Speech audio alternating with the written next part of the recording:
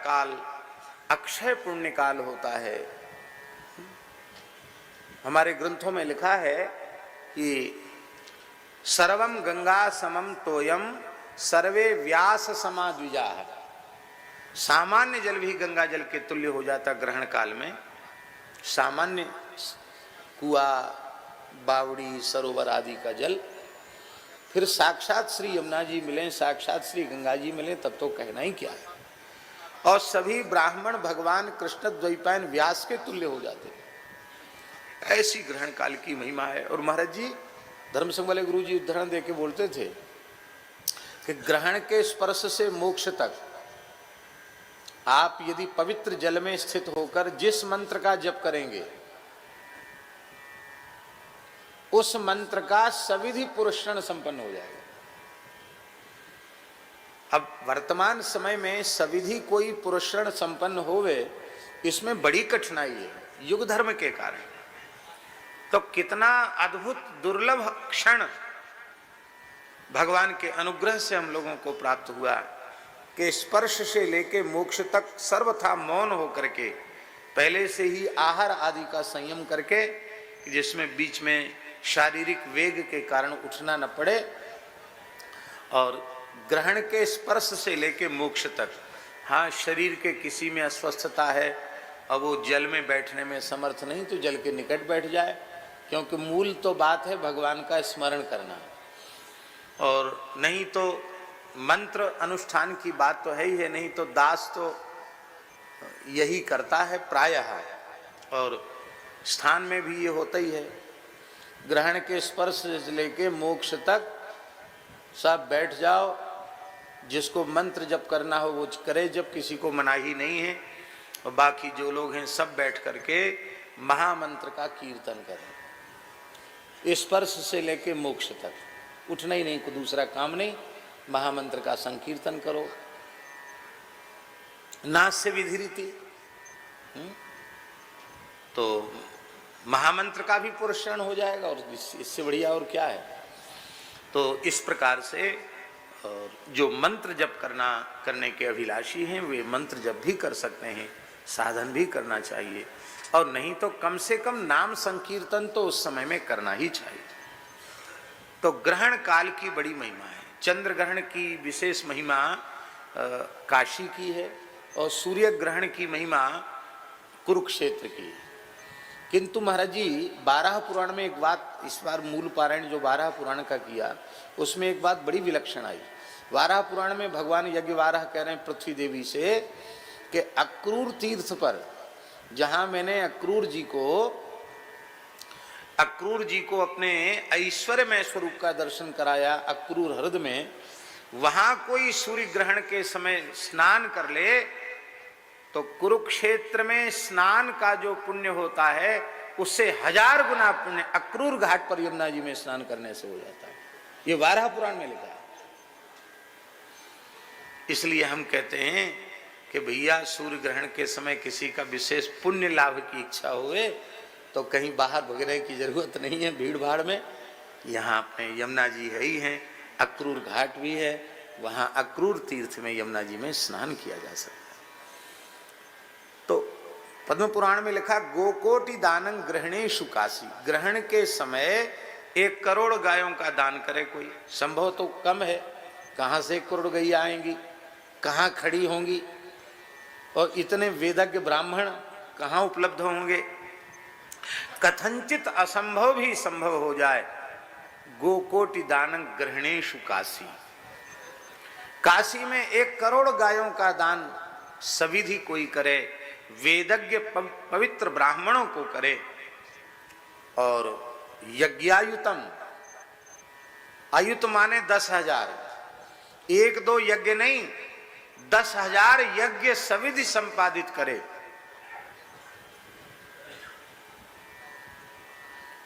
मेरु सुवर्ण दानम, स्वर्ण दान की बड़ी महिमा है। महाभारत में लिखा है कि गाय, भूमि और स्वर्ण, इन 3 द्रव्यों को ही ब्रह्मा जी ने दक्षिणा के रूप में निश्चित किया है। और उसमें महाभारत में लिखा है महाराज जी कि गोदान इसलिए श्रेष्ठ है क्योंकि गोदान अंगी है स्वर्ण और भूमि उसके अंग हैं। स्वर्ण श्रृंग मंडित किए जाएंगे तो स्वर्ण भी उसके साथ हो गया। तो गाय को खड़े होने के लिए भूमि भी दी जाएगी, गाय को चरने के लिए स्थान दिया जाएगा, सविधि गोदान करने के लिए, तो भूमि भी उसके साथ आ जाएगी और स्वर्ण भी उसके साथ हो जाएगा। तो गाय गोदान अंगी है, स्वर्ण और भूमि उसके साथ अंग बन करके और उसको दान को, गोदान के कार्य को पूर्ण करते हैं। स्वर्ण दान की जिसकी इतनी महिमा है, वो स्वर्ण सुमेरु पर्वत के समान स्वर्ण राशि का कोई दान करे। व्यास जी बोलते हैं तो बोलने में बिल्कुल कंजूसी नहीं, चरम सीमा। स्वर्ण सुमेरु के समान स्वर्ण राशि का दान करे।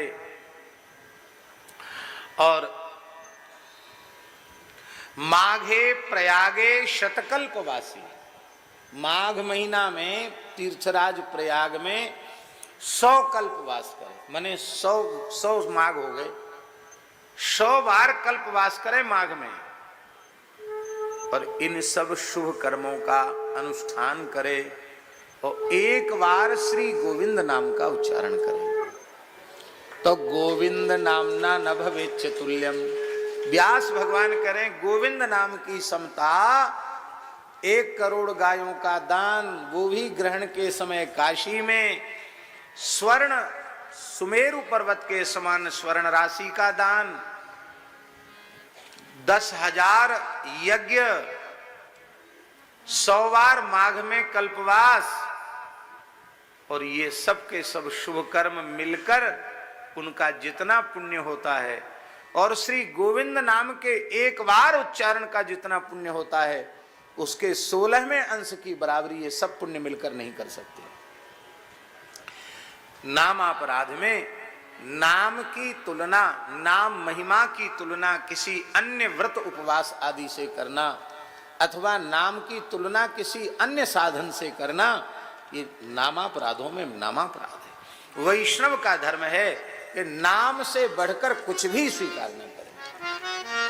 और महाराज जी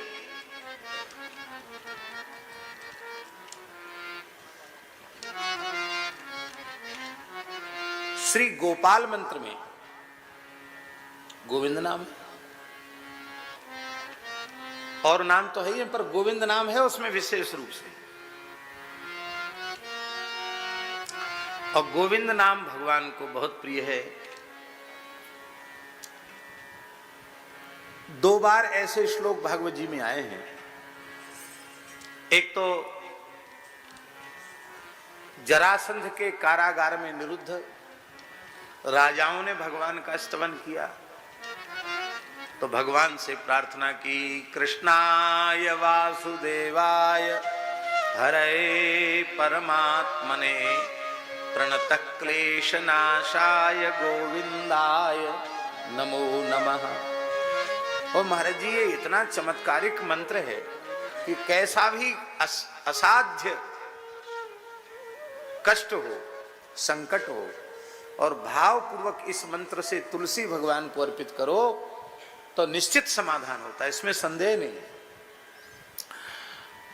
लेकिन हमारे ब्रज के एक महान संत थे, पूज्य श्री गिरिराज जी वाले पंडित जी महाराज, पूज्य पंडित जी श्री गया प्रसाद जी महाराज, वो कहते थे ये लाला है, लाला को क्लेश नाश के लिए काहे को संकोच में डालो। पंडित जी महाराज कहते थे, इसलिए एकदम व्याकुल हो जाते थे, प्रणतः क्लेश नाश आए, क्लेश नाश की कामना मत करो, कोई इच्छा मत करो, लाल जी से कुछ मत करो, ये तो बस खेलें, प्रसन्न रहें, इनते कछु कहो मत, ना अच्छी कामना की करो ना कोई दूसरी, कोई कामना मत रखो इनके साथ। तब क्या करें, यहां ऊपर आए, उधर यहां सामने। तो कहते थे पंडित जी महाराज, किसी ने पूछा महाराज जी, किसी साधक ने, महाराज पंडित जी बहुत कष्ट है, किसी ने हमको बताया है कि ये करो। तो पंडित जी व्याकुल हो गए, नहीं नहीं, जिसने बताया है आप करना चाहो करो, पर हमसे पूछ रहे हो तो हम तो ये कहें केवल प्रणाम करो बस, कछु मत करो, ये सब कछु जानवे वाले हैं, कहवे की जरूरत कहाँ है। तो पंडित जी ने कहा हाँ जी हमते पूछ रहे हो तो तुलसी तो चढ़ाओ, पर बोलो कृष्णाय वासुदेवाय देवकी नंदनाय च नंद गोप कुमाराय गोविंदाय नमो नमः। कुंती माता जो कह रही है कोई कामना नहीं है इसमें, गोविंदाय नमो नमः। कितना सरल साधन है कि गोविंद नाम का केवल उच्चारण मात्र कर ले तो श्री ठाकुर जी प्रसन्न हो जाते हैं।